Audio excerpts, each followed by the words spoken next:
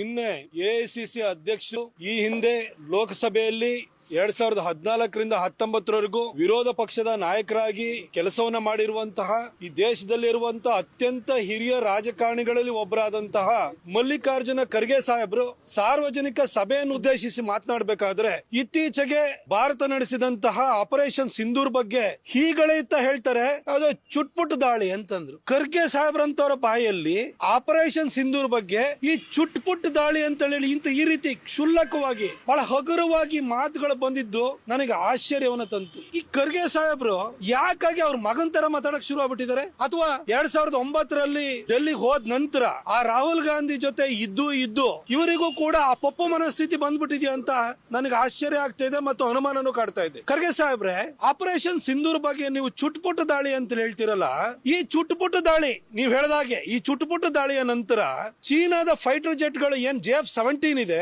ಹಾಗೂ ಅವರ ಕ್ಷಿಪಣಿ ಏನಿದೆ HQ-9 ಇದೆ, ಅದ್ರ ಮಾರ್ಕೆಟ್ 10% ಗಿಂತ ಜಾಸ್ತಿ ಬಿದ್ದೋಗಿದೆ. ಅವ್ರಿಗಿದ್ದಂತ ಇಂಟರ್ನ್ಯಾಷನಲ್ ಮಾರ್ಕೆಟ್ ಅಲ್ಲಿ ಇದ್ದಂತ ಆರ್ಮ್ಸ್ ಏನು ಮಾರ್ಕೆಟ್ ಅಲ್ಲಿ ಇದ್ದಂತ ಡಿಮಾಂಡ್ ಏನಿದೆಯಲ್ಲ ಅದು ಕುಸಿಯೋದಕ್ಕೆ ಕಾರಣ ಏನಾಯ್ತು? ಈ ಚುಟ್ಪುಟ್ ದಾಳಿನೇ ಸರ್. ಚೈನಾದವ್ರು ಏನು ಕೊಚ್ಕೊಳ್ತಾ ಇದ್ರು JF-17 HQ-9 ಅಂತ ಹೇಳಿ ಅವರ ಏರ್ ಡಿಫೆನ್ಸ್ ಸಿಸ್ಟಮ್ ಎಲ್ಲ ಕೂಸ್ತು ಹೋಗಿ ಅದು ಕಳಪೆದ್ದು ಅಂತಾಗಿ ಇವತ್ತು ಇಂಟರ್ನ್ಯಾಷನಲ್ ಮಾರ್ಕೆಟ್ ಅಲ್ಲಿ ಅವರಿಗೆ ಬಯರ್ಸಿಲ್ದಂಗ ಆಗ್ತಾ ಇದೆ. ಈ ಚುಟುಪುಟ್ಟು ದಾಳಿಯ ನಂತರನೇ ಸರ್ ಪಾಕಿಸ್ತಾನದ 11 ಏರ್ ಫೀಲ್ಡ್ ಗಳು ನಾಶವಾಗಿರುವಂತದ್ದು.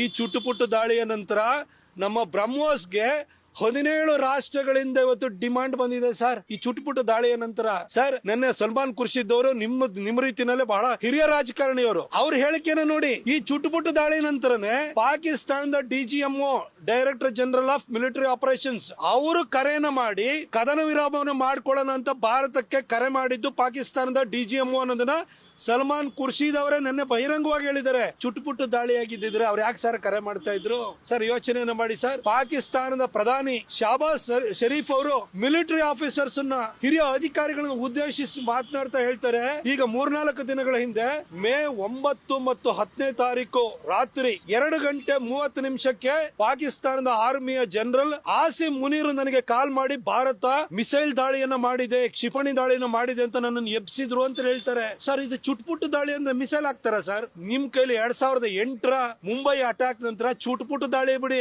ಹುಲ್ ಕಡ್ಡಿನೂ ಎತ್ತಲಿಲ್ಲ ಸರ್. ಆದ್ರೆ ಆಪರೇಷನ್ ಸಿಂಧೂರ್ ಬಗ್ಗೆ ನೀವು ಚುಟ್ಪುಟ್ಟು ದಾಳಿ ಅಂತ ಹೇಳ್ತಿರಲ್ಲ, ನೀವು ಮೋದಿ ಅವರ ಮೇಲಿರುವಂತಹ ಮತ್ಸರ ದ್ವೇಷಕ್ಕೆ ಸೇನಾ ಪಡೆಗಳ ಸಾಮರ್ಥ್ಯವನ್ನೇ ಪ್ರಶ್ನಿಸುವಂತಹ ಸಣ್ಣತನವನ್ನು ತೋರ್ತಿದಿರಲ್ಲ ಸರ್. ಇದು ಸರಿನಾ ಸರ್? ನಿಮ್ಮ ಸ್ಟೇಚೂರಿಗಾದ್ರೂ ಇದು ತಕ್ಕದು ಅಂತ ಅನ್ಸುತ್ತಾ ಸರ್? ಇದು ನಮ್ಮ ಮಿಲಿಟರಿ ಇರ್ಬೋದು, ನಮ್ಮ ಇಂಟೆಲಿಜೆನ್ಸ್ ಏಜೆನ್ಸಿ ಇರ್ಬೋದು, ಕಳೆದ 11 ವರ್ಷಗಳಿಂದ ಮೋದಿ ಅವರ ಅಧಿಕಾರಕ್ಕೆ ಬಂದಾದ ನಂತರ ಯಾವ ರೀತಿ ನಡ್ಕೊಳ್ತಿದ್ದಾರೆ ನೋಡಿ ಸರ್. ನಿಮ್ಮ ಸರ್ಕಾರ UPA ಸರ್ಕಾರ ಇರಬೇಕಾದ್ರೆ ಪಾಕಿಸ್ತಾನದಲ್ಲಿ ದಾವೂದ್ ಇಬ್ರಾಹಿಂ ರಾಜಾರೋಷವಾಗಿ ಓಡಾಡ್ಕೊಂಡಿದ್ದ, ಭಾಷಣಗಳು ಕೊಡ್ತಾ ಇದ್ದ, ಪಾಕಿಸ್ತಾನದ ಹಿರಿಯ ರಾಜಕಾರಣಿಗಳ ಜೊತೆ ಕಾಣಿಸ್ತಾ ಇದ್ದ. 2014ರಲ್ಲಿ ಮೋದಿ ಅವರು ದೇಶದ ಪ್ರಧಾನಿಯಾಗಿ ಬಂದ ನಂತರ ನಮ್ಮ ಇಂಟೆಲಿಜೆನ್ಸ್ ಏಜೆನ್ಸಿಗಳಿಗೆ ಎಷ್ಟು ಶಕ್ತಿ ಸಿಕ್ತು ಅಂತ ಹೇಳಿದ್ರೆ, ಇವತ್ತು ಕಳೆದ 10 ವರ್ಷಗಳಿಂದ ದಾವೂದ್ ಇಬ್ರಾಹಿಂ ಎಲ್ಲರೂ ಬಹಿರಂಗವಾಗಿ ಕಂಡಿದಂತ ಒಂದು ಉದಾಹರಣೆ ಇದೆಯಾ ಸರ್? ನಿಮ್ಮ ಹಾಫಿಜ್ ಸಯೀದ್ ಇರ್ಬೋದು, ಮೌಲಾನಾ ಮಸೂರ್ ಅಸೂದ್ ಇರ್ಬೋದು, ಅಥವಾ ಯಾವುದೇ ಟೆರರಿಸ್ಟ್ ಗಳಿರ್ಬೋದು, ಇವತ್ತು ಭಯದಲ್ಲಿ ಓಡಾಡ್ತಾ ಇದ್ದಾರೆ ಸರ್. ಮೊದಲು ನಮ್ಮ ದೇಶದೊಳಗಡೆ ಬಂದು ನಮ್ಮ ದೇಶದೊಳಗಡೆ ಕೊಂದು ಹೋಗ್ತಾ ಇದ್ರು, ಆದ್ರೆ ಇವತ್ತು ಪಾಕಿಸ್ತಾನದಲ್ಲಿ ಟೆರರಿಸ್ಟ್ ಗಳು ಬಹಿರಂಗವಾಗಿ AK-56 AK-47 ಇಟ್ಕೊಂಡು ಓಡಾಡ್ತಾ ಇರೋರು, ಪಕ್ಕದಲ್ಲಿ ಒಂದು ಆರ್ಮಿನ ಕಟ್ಕೊಂಡು ಓಡಾಡ್ತಾ ಇರೋರು, ಅವ್ರು ಇವತ್ತು ಒಳಗಡೆ ಹೊಕ್ಕುವಂತ ಪರಿಸ್ಥಿತಿ ಬಂದಿದೆ,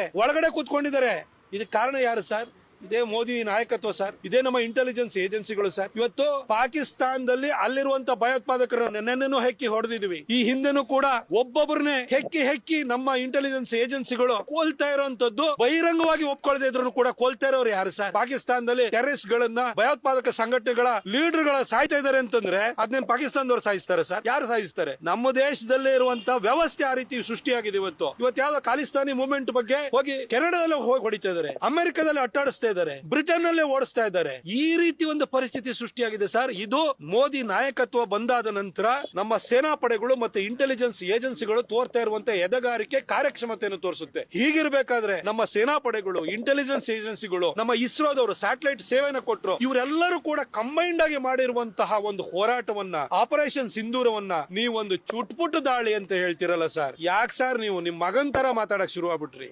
ಯಾಕೆ ಸರ್ ರಾಹುಲ್ ಗಾಂಧಿಯಿಂದ ಇಷ್ಟು ನೀವು ಇನ್ಫ್ಲೂಯೆನ್ಸ್ ಆಗ್ಬಿಟ್ರಿ ಸರ್? ಸರ್, ನಿಮ್ಮ ಈ ಒಂದು ವ್ಯಕ್ತಿತ್ವಕ್ಕೆ, ನಿಮ್ಮ ಸ್ಟೇಚೂರಿಗೆ ಇದು ತಕ್ಕದಲ್ಲ ಸರ್. ದಯವಿಟ್ಟು ಈ ರೀತಿ ಮಾತಾಡಕ್ ಹೋಗ್ಬಿಡಿ.